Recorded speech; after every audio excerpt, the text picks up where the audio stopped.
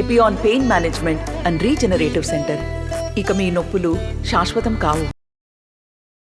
ఇవాళ ఎన్డీఏ కూటమి పెద్దల నిర్ణయం మేరకు చంద్రబాబు నాయుడు గారు, పవన్ కళ్యాణ్ గారు, నరేంద్ర మోడీ గారి నాయకత్వంలో ఇవాళ ఎన్డీఏ కూటమి అభ్యర్థిగా, భారతీయ జనతా పార్టీ అభ్యర్థిగా నేను ఇక్కడ నామినేషన్ దాఖలు చేయడం జరిగింది.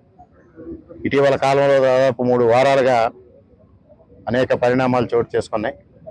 ఇక్కడ ముఖ్యంగా వైసీపీ నాయకులు, ఇక్కడ స్థానిక శాసనసభ్యుడు కానీ, వారి మద్దుగణం కానీ ఏ విధంగా అయినా నన్ను పోటీలో లేకుండా చేయాలని తీవ్రమైన ప్రయత్నాలు చేయడం.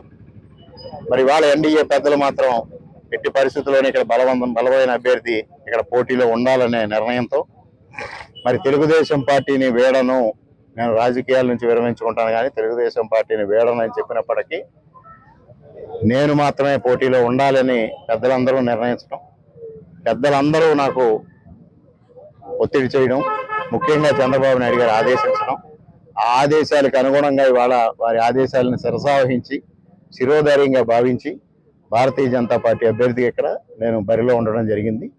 మరి ముఖ్యంగా ఇక్కడ నేను తప్పనిసరిగా విజయం సాధిస్తా, బ్రహ్మాండమైన మెజారిటీతో విజయం సాధిస్తా. అదేవిధంగా రాజమండ్రి పార్లమెంట్ అభ్యర్థిగా పోటీ చేస్తున్న పురంధరేశ్వరి గారు కూడా విజయం సాధిస్తారు పార్లమెంటు అభ్యర్థిగా. తప్పనిసరిగా ఎంపీగా పురంధరేశ్వరి గారు, ఎమ్మెల్యేగా నేను, ఇక్కడ రాష్ట్ర ప్రభుత్వం నిధులే కాదు చంద్రబాబు నాయుడు గారి సహకారంతోనే కాకుండా నరేంద్ర మోడీ గారి నాయకత్వంలో కేంద్ర ప్రభుత్వం నుంచి కూడా పెద్ద ఎత్తున నిధులు తీసుకొచ్చి ఇక్కడ నియోజకవర్గాన్ని అభివృద్ధి చేయడం జరుగుతుంది.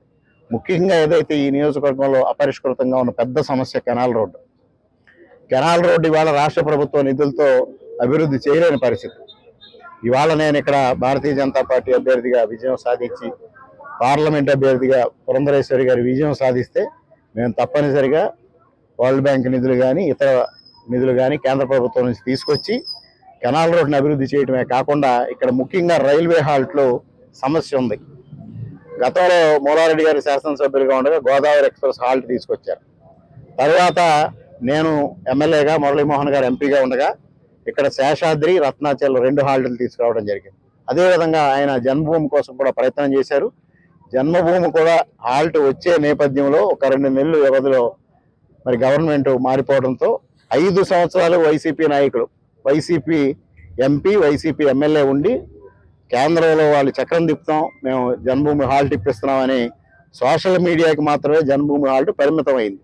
కానీ రేపు పురంధరేశ్వరి గారి సహకారంతో, కేంద్రం సహకారంతో తప్పనిసరిగా జన్మభూమి హాల్టే కాకుండా మరికొన్ని ట్రైన్స్ ఇక్కడ హాల్ట్ తీసుకురావాల్సి ఉంది. ఎందుకంటే ఇక్కడ ఫైనాన్స్ వ్యాపారులు ముఖ్యంగా విశాఖపట్నం వెళ్ళడానికి చాలా ఇబ్బందులు ఎదుర్కొంటా ఉన్నారు. ఆ ఇబ్బందులను తప్పనిసరిగా తీరుస్తానని హామీ ఇస్తా ఉన్నా. అదేవిధంగా నియోజకవర్గాన్ని కూడా కేంద్ర ప్రభుత్వ సహకారంతో కూడా పెద్ద ఎత్తున అభివృద్ధి చేస్తాను. ఎంపీ గారి సహకారంతో నేను భారతీయ జనతా పార్టీ అభ్యర్థిగా తప్పనిసరిగా రాష్ట్ర ప్రభుత్వం, కేంద్ర ప్రభుత్వ సహకారంతో నియోజకవర్గ అభివృద్ధికి కృషి చేస్తాము. తప్పనిసరిగా విజయవంతం చేస్తామని, తప్పనిసరిగా మేమిద్దరం కూడా రేపు విజయం సాధించబోతా ఉన్నాం. అందులో ఎటువంటి అనుమానం లేదు. నమస్తే అండి.